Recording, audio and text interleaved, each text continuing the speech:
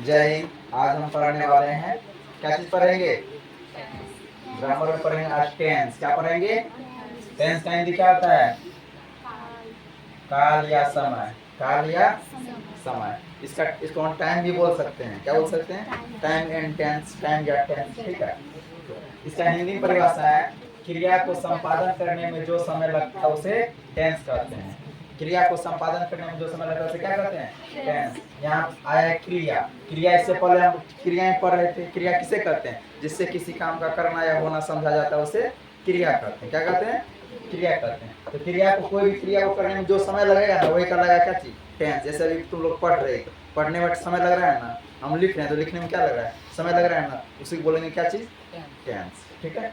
अब यहाँ इंग्लिश में परिभाषा है, the tense stands for a verb, form और सीरीज। फॉर्म और सीरीज क्या चीज? फॉर्म और series of a verb, of verb form used to express time relation. जो समय को जो है ना दर्शाएगा, जो समय को दिखाएगा, जो समय को संबोधित करेगा, वह टेंस कहलाएगा। ठीक है। अभी वही बताए। इंग्लिश में जो है ना टेंस कितने प्रकार का? इंग्लिश में टेंस 3 प्रकार का। इंग्लिश में टेंस कितने प्रकार का? इंग्लिश ग्रामर में टेंस 3 प्रकार का, प्रेजेंट टेंस, पास्ट टेंस और फ्यूचर टेंस। ठीक है। पहला प्रेजेंट टेंस, वर्तमान काल, पास्ट टेंस, भूतकाल, फ्यूचर टेंस, भविष्य काल। प्रेजेंट टेंस किसे कहते हैं? है ना, जिस टेंस से यह पता चले कि कोई भी कार्य अभी चल रहा है वह वर्तमान काल कहलाता है। जो भी काम अभी हम कर रहे हैं, है ना, जो भी काम अभी चल रहा है वही क्या कहलाएगा? वर्तमान काल। क्या कहलाएगा? वर्तमान काल। ठीक है। जैसे वह पत्र लिखता है तो अभी लिखता है ना, वह आम खा रहा है तो अभी खा रहा है, वह पुस्तक पढ़ चुका है तो अभी पढ़ चुका है ना, तो वह क्या कहलाएगा? Present tense. ठीक है। उसके बाद प्रेजेंट टेंस का भी 4 भेद। कितने भेद? प्रेजेंट टेंस का 4 भेद। इसका भी 4 भेद है। कितना? इसका 4 भेद, फिर इसका भी 4 भेद, फिर इसका भी 4 भेद। 4 चौके 16। जब ये 16 भेद हम पढ़ लेंगे ना, ये 16 भेद, जब 16 भेद हम पढ़ लेंगे, अब 16 में से एक का है छो। कितना? एक का है 6 भेद, तो 16 छः कितना हो जाएगा? इसका भी 6, इसका भी आ जाएगा 6, है ना। जब ये तीनों मिल जाएगा कितना हो जाएगा? 6 6 12 6 18। 18 स्ट्रक्चर ये हुआ, 16 स्ट्रक्चर ये हुआ, कितना हो गया? 16 इसमें ऐड कर दो, 8 6 14 से ले 1 1 2 3, टोटल 34 स्ट्रक्चर याद रखना होगा। कितना 34 को सूत्र याद रखना होगा, तब जाके जब 34 पे हम जाएंगे तब ये खत्म हो जाएगा पूरा अच्छा तरह से। लगभग रखो। अगर इसको बेसिक से पढ़ा जाए, है ना, बेसिक से पढ़ेगी ना टेंस, तो लगभग 5 से 6 क्लास में खत्म होगा।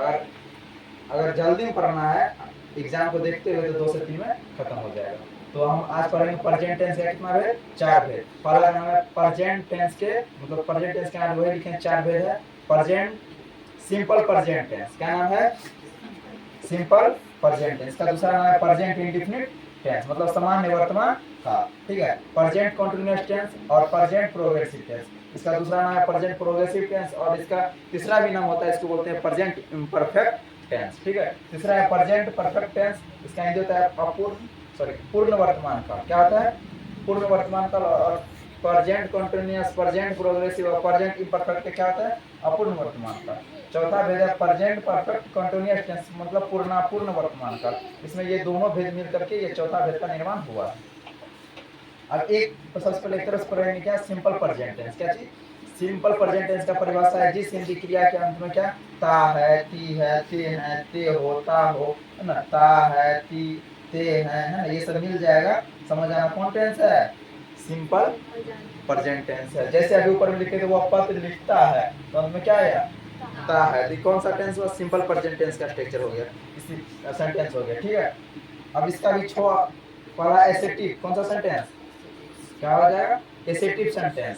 क्या? एसेटिव सेंटेंस, फिर नेगेटिव सेंटेंस, फिर इंट्रोगेटिव सेंटेंस, फिर इंट्रोगेटिव नेगेटिव सेंटेंस, फिर डब्ल्यूएच सेंटेंस, फिर डब्ल्यूएच और नेगेटिव सेंटेंस। एसेटिव सेंटेंस का स्ट्रक्चर होता है सब्जेक्ट प्लस V1 या V5 प्लस ऑब्जेक्ट, और इस नेगेटिव सेंटेंस स्ट्रक्चर होता है सब्जेक्ट प्लस डू या डज प्लस और not plus V1 plus object. Interrogative sentence का स्ट्रक्चर होता है डू या does plus subject plus V1 plus object plus question. और इंट्रोगेटिव एंड नेगेटिव सेंटेंस का स्ट्रक्चर होता है डू या does plus subject plus not plus V1 plus object plus question चिन्ह, ठीक है।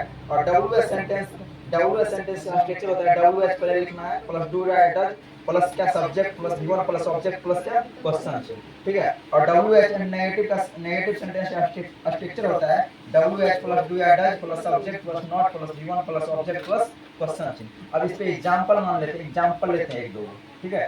जैसे मान लो वह खाता है, क्या होता है वह,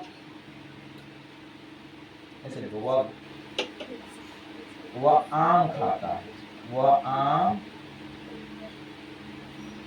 खाता है, वह आम खाता है तो क्या हो जाएगा इसका, ही क्या हो जाएगा, ही ईट्स ए मैंगो।